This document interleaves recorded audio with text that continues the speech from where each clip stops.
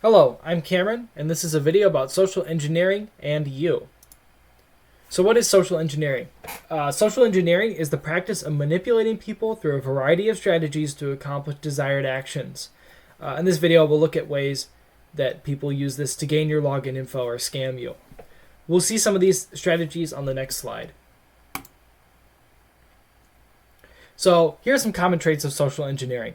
Firstly is authority. The social engineer may impersonate a higher-up, professor, CEO, respected company, or any other entity that has power over you. They also use intimidation. The attacker may bully or intimidate you in order to get you to do something. Intimidated people are more nervous and more likely to make impulsive decisions. Familiarity. Similarly to authority, the social engineer may pose as someone you have a personal connection to. If someone random asked you to click on a link, you obviously wouldn't. But would you open a link for a friend? And lastly, here is urgency. The social engineer makes it seem like this matter is of critical importance and must be completed immediately. This makes you nervous and more likely to comply with their demands under a perceived time crunch. Let's take a look at some examples of phishing emails, which are emails that attempt to manipulate you to click a malicious link. This is a form of social engineering. Take a look at this email that reportedly comes from Microsoft. Can you see which common traits of social engineering are being used here?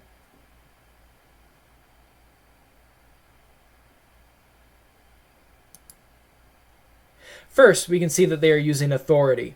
They are pretending to be Microsoft, a well-known tech company. Impersonating a well-known brand is also known as brand spoofing.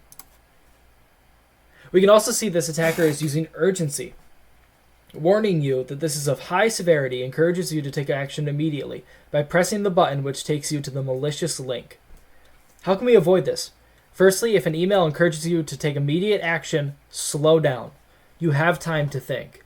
When working with a service like Office 365 through Microsoft, there's often a way to check for alerts through official websites.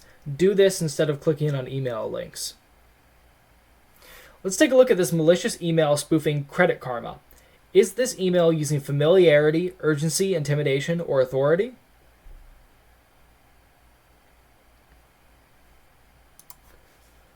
Once again, this email is using authority to appear like a respected company. More immediately obvious is the use of urgency and intimidation. This email tells the user that their credit score will go down if they do not take action. If the user doesn't click the link, they are threatened with huge negative consequence. This also comes with its own urgency. You want to immediately prevent this perceived negative consequence by clicking on the link. We can prevent this once again by slowing down and calmly assessing the email. If a real company is contacting you, they will not be trying to intimidate and rush you.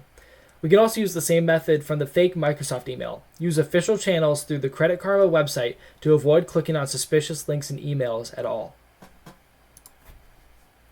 This last one is a little different. Someone's friend reached out to them in a private message through the popular video game distribution service Steam.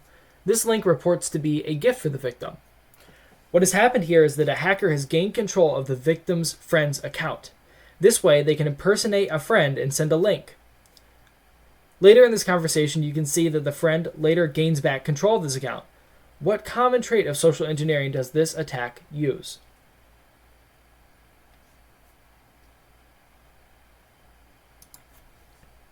Familiarity. The attacker is posing as a friend of the victim to lure them into clicking the link. We also see another common telltale sign of phishing and social engineering here. The link is spelled incorrectly, with Steam having 2 M's in the link. To avoid scammers who impersonate friends, here's a tip. Do not click on a link you get from a friend without verifying what they have sent you through some other source.